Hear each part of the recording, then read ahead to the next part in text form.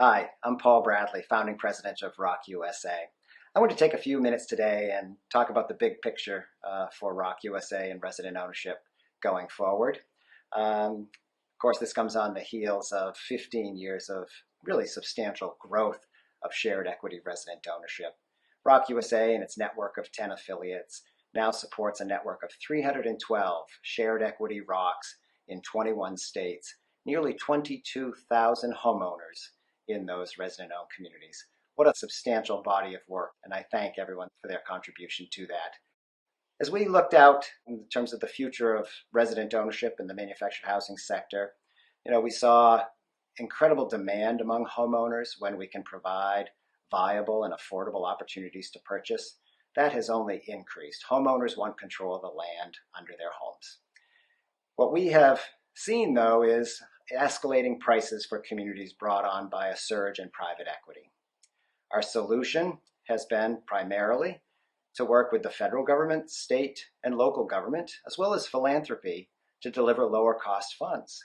One of the things we did in our reorganization was to assign an executive here at ROC USA to support ROC leaders as movement leaders. ROC leaders from communities across the country that could advocate for public policy, that could network with one another and educate one another. And boy, did that pay dividends. In December of 2022, Congress approved a $225 million price initiative for investments in shared equity resident-owned communities. We'll see a surge in community investment and resiliency investments in resident-owned communities like we've never seen before. That's an example at the federal level. There are statewide examples, and there are local examples where public-private partnerships are paying huge dividends and making resident ownership more affordable. We also have witnessed a surge in the consolidation of the industry and communities now being sold only in portfolios. 3/4 of all manufactured home communities sold in 2022 were sold in multiple community portfolio sales. 5, 10, 100 communities all sold in a single day. The only way resident ownership is viable in those cases is when someone can step up and acquire that portfolio and deconsolidate it. This past January, the ROC USA board approved the startup of a new subsidiary, Integrity Community Solutions, ICS, to acquire portfolios, make them co-op ready through interim ownership, and then offer them one by one to the homeowners in those communities. A question I've been asking myself is, how do I step up and support the vital work taking place at ROC USA while also supporting the startup of Integrity Community Solutions? Both are substantial positions.